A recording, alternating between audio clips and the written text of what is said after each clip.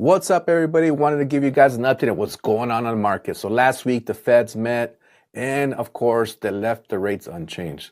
30% of the members wanted the rates to go up a quarter percent because they think inflation, based on what's going on in Iran, is going to catch up to us. But we're seeing that based on the numbers that are coming out, inflation has been pretty tame.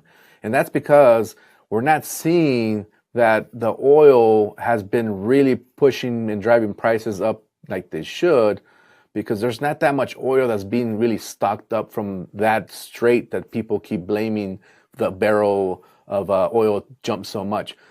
Not much of the oil production comes from there, but oil companies are taking advantage of that, and that's why we're seeing this spike in gas. But most people that understand that line of business know that most of the oil that the world produces does not come from there. So I think that's where some of the inflation numbers are coming out better than expected, because we're not really seeing some of these companies really transfer that cost over to the numbers and the reports that are coming in. Number two is the new Fed chair is waiting for more data to come in before they make a decision. So I'm happy that they kept the rates the same, but I'm not happy that this whole Iran thing's been taking longer than we should be having this war go on for. So this week again, they made some comments saying that they're going to be going into talks again and possibly reopening the strait in the next couple of days.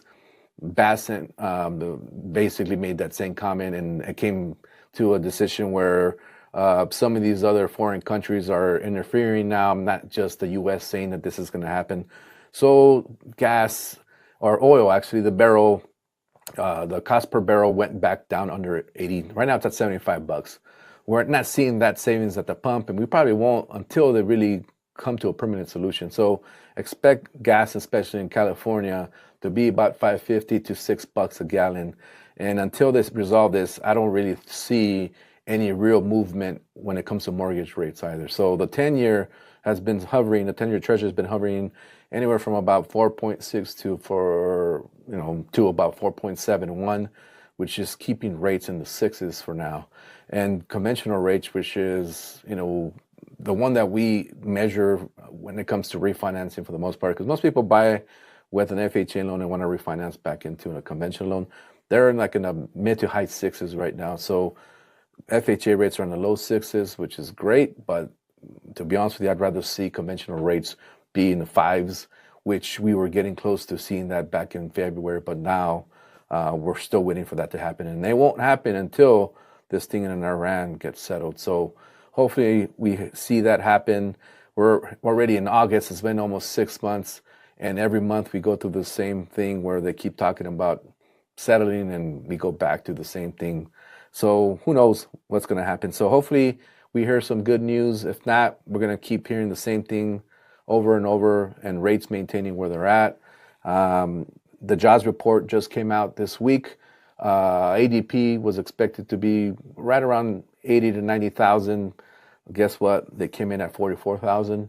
And with the numbers last month and the previous month being skewed because of all the seasonal or temporary jobs that were had based on the World Cup. Think about it.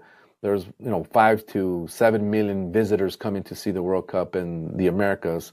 Of course, you were going to hire employees to be able to cover that. But now, what happened to those jobs? There aren't any new jobs coming because there was no need to hire permanent employees.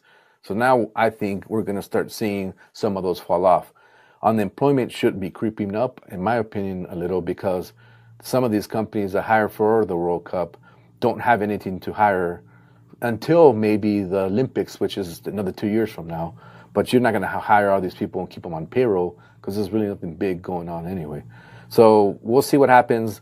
The major reports coming out for Friday. So hopefully, not to be Debbie Downer, but hopefully we get a similar report like we did for ADP today, which is half of what they expected, because that'll help the bond market.